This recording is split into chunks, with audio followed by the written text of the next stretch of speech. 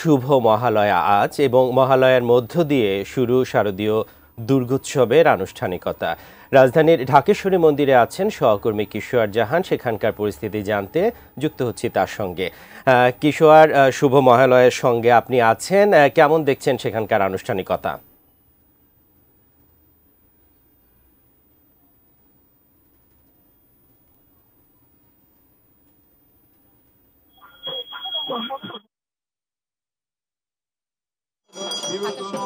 ঠিক যে জায়গাতে দাঁড়িয়ে আছে তার সামনেই যে বেলতলাটি, এখানে আসলে প্রতি বছর আমরা মহালয়ার দিন কিন্তু পুজোর যে আনুষ্ঠানিকতা সেটা কিন্তু আমরা প্রত্যক্ষ করি এবং আজকেও তার ব্যতিক্রম হয়নি।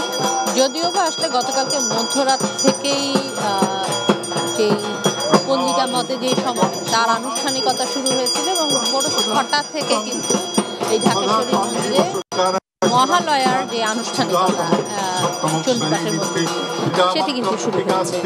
এবং এর আগেও বলছিলাম, মহালয়ার মধ্য দিয়ে যে আনুষ্ঠানিকতা শুরু হয়েছে বিজয়া দশমীর মধ্য দিয়েই কিন্তু তার শেষ হবে। তবে সনাতন ধর্ম বিশ্বাস করেন যে মহামায়া অসীম শক্তির উৎস, যেখানে পুরাণে যেই বর্ণনাটি আছে বা বলা হয়েছে মহালয়ার দিনে দেবী দুর্গা মহিষাসুর বধের দায়িত্ব পেয়েছিলেন এবং সে কারণেই আসলে নানা আনুষ্ঠানিকতা নানা আচারে দেবীকে মর্তে আহ্বান জানাচ্ছেন ভক্তরা। এবং শিবের বর অনুযায়ী যেহেতু বলা হয়েছিল যে কোনো মানুষ বা দেবতা কখনো সেই মহিষাসুরকে হত্যা করতে পারবে না এবং সে কারণেই আসলে হিন্দু ধর্মমতে বা পুরাণ মতে ওনারা বিশ্বাস করেন যে দেবতাদের 10টা অস্ত্রে সুসজ্জিত হয়েই কিন্তু দেবী দুর্গা দিনব্যাপী যুদ্ধ করেছিলেন এবং মহিষাসুরকে পরাজিত করেছিলেন।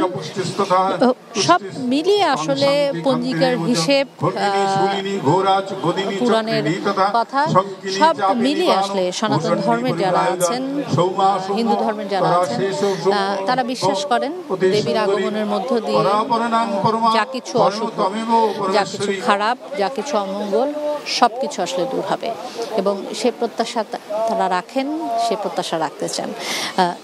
একটু জানিয়ে রাখতে চাই, এবার কিন্তু আসলে পুজো মণ্ডপের সংখ্যা বেড়েছে এবং গতবারের তুলনায় যদি পুরো দেশের হিসেবটা বলতে হয় তাহলে প্রায় 1000-এর মতো পুজো মণ্ডপের সংখ্যা বেড়েছে এবং ঢাকায়ও কিন্তু সেটি 250-রও বেশি।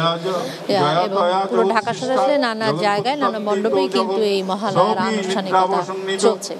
এবার দেবীর আগমনকে ঘিরে যেটি জানানো হয়েছে, দেবী এবার আসবেন গজে চড়ে, অর্থাৎ হাতিতে চড়ে। দেবীর আগমন এবং গমন, এই আসা যাওয়াতেও কিছু সিগনিফিকেন্ট জিনিস আছে যেগুলো আসলে সনাতন ধর্মে বিশ্বাস করেন। দেবী যেহেতু এবার গজে আসবেন, গজে আসার বার্তাটি কিন্তু সবসময় যেটি হচ্ছে শান্তির বার্তা, মহামারী নয়। দেবী আসবেন এবং সে সময় আসলে শান্তি বিরাজ করবেন এবং ওনার গমন অর্থাৎ ফিরে যাওয়া হবে দোলায় চড়ে। সেই দোলায় চড়ে যাওয়ার বিষয়টাও কিন্তু বলা হয়েছে মড়ক কিংবা কিছুটা অশান্তির কথা বলা হচ্ছে। তাই আগমন শান্তির হলেও দেবীর যাওয়ারতে কিন্তু কিছুটা অস্থিরতার বার্তা আছে। তবে সনাতন ধর্মাবলম্বী যারা আছেন, হিন্দু ধর্মের যারা আছেন, তারা আসলে বিশ্বাস করেন, বিশ্বাস রাখতে চান সম্প্রীতির এই দেশ বাংলাদেশে শান্তি যেরকম আছে সেই শান্তি বিরাজ করবে এবং সামনের দিনটা আসলে সম্প্রীতিটা আরো শক্ত হবে, সুন্দর হবে এবং খারাপ হয়ে ভালো কিছুই হবে। দেবীর আগমন অন্তত সে বার্তায় দেয় এবং দেবীর কাছেও তাদের আসলে সেই প্রার্থনাটাই আছে। তো মহালয়ার আনুষ্ঠানিকতা চলছে, কিছুক্ষণের মধ্যে আসলে এই আনুষ্ঠানিকতা শেষ হবে। তারপর সারাদিনে আসলে মণ্ডপগুলোতে যে পুজো অর্চনা সেটি কিন্তু চলবে। তবে যেহেতু 10 দিনের এই শারদীয় দুর্গোৎসব আজকে আসলে তার সূচনা হলো এবং প্রতিদিনই পুরাণের শাস্ত্রমতে কিংবা শাস্ত্রমতে পুরাণের মতে নানা যে আনুষ্ঠানিকতা, নানা যে আচার সেটি কিন্তু পালন করে যাবেন সনাতন ধর্ম।